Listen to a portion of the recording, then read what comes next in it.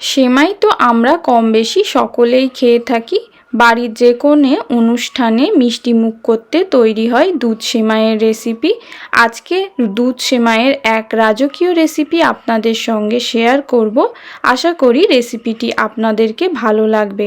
বাড়িতে থাকা সামান্য উপকরণ দিয়ে আপনারা এই সেমাই রেসিপি বানিয়ে ফেলতে পারবেন।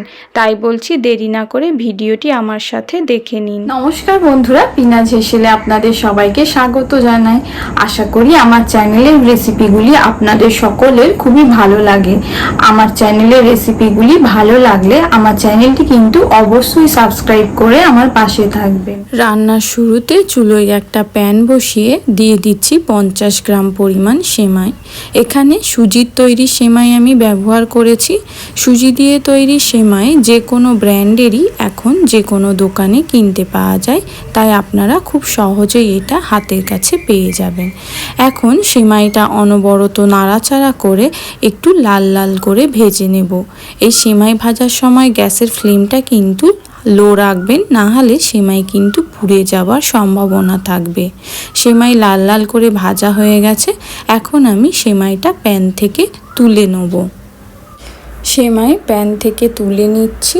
এখন প্যানের মধ্যে আমি দিয়ে দেব 1 চামচ পরিমাণ বাটার। হ্যাঁ, ঠিকই শুনছেন, বাটার দিয়েই আমি এই সেমাইয়ের রেসিপি আজকে তৈরি করব। বাটারটা গলে যাওয়া পর্যন্ত অপেক্ষা করব। বাটার গলে গেলে বাটারের মধ্যে আমি অ্যাড করে দেব কিছু ড্রাই ফ্রুটস, যেমন কাজু বাদাম কিশমিশ। ড্রাই ফ্রুটসটা আমি বাটারের মধ্যে 1 থেকে 2 মিনিট অনবরত নাড়াচাড়া করে একটু ভেজে নেব।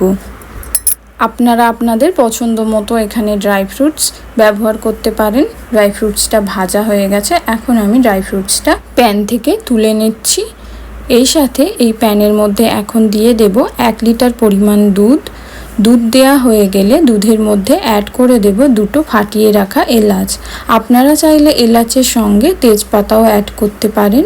আমাকে তেজপাতার ফ্লেভার অতটা ভালো লাগে না, তাই আমি এখানে তেজপাতা দিলাম না। এখন দুধটা একবার ভালোভাবে ফুটে যাওয়া পর্যন্ত অপেক্ষা করব। দুধটা ভালোভাবে ফুটে গেছে।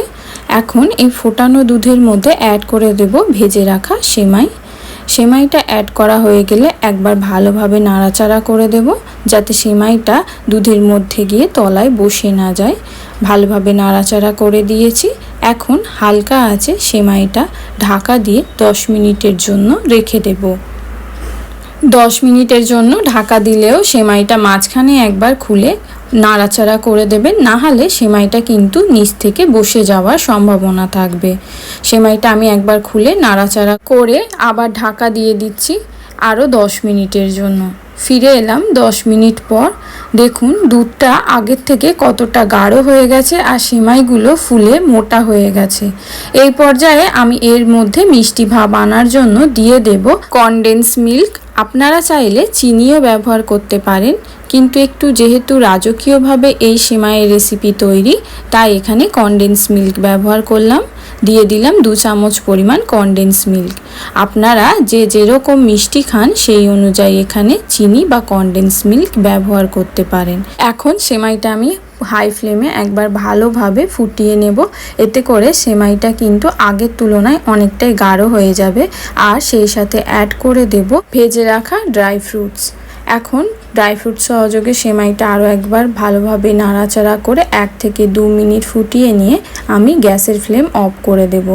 এখন সেমাইটা এতটা পাতলা লাগলেও ঠান্ডা হলে কিন্তু অনেকটাই গাঢ় হয়ে যাবে, তাই এখন আমি গ্যাসের ফ্লেম অফ করে সেমাইটা ঢাকা দিয়ে রেখে দিচ্ছি ঠান্ডা হওয়ার জন্য।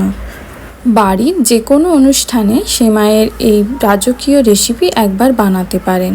এদিকে সেমাইটা পুরোপুরি ঠান্ডা হয়ে গেছে। দেখুন সেমাইয়ের উপরে কত সুন্দর একটা দুধের আস্তরণ পড়েছে। এখন একটা চামচ দিয়ে আমি সেমাইটা নাড়াচাড়া করে নিচ্ছি। দেখুন কতটা গাঢ় হয়ে গেছে সেমাইটা আগের তুলনায়। এখন একটা পাত্রের মধ্যে আমি সেমাইটা পরিবেশন করে নেব। বাড়িতে সেমাইয়ের এই রেসিপিটি একবার হলেও বানিয়ে দেখবেন, বাড়ির সকলের কিন্তু খুবই পছন্দ হবে। তার সাথে বলি, রেসিপি ভালো লাগলে আমার চ্যানেল কিন্তু অবশ্যই সাবস্ক্রাইব করবেন, সাথে লাইক কমেন্ট শেয়ার করবেন।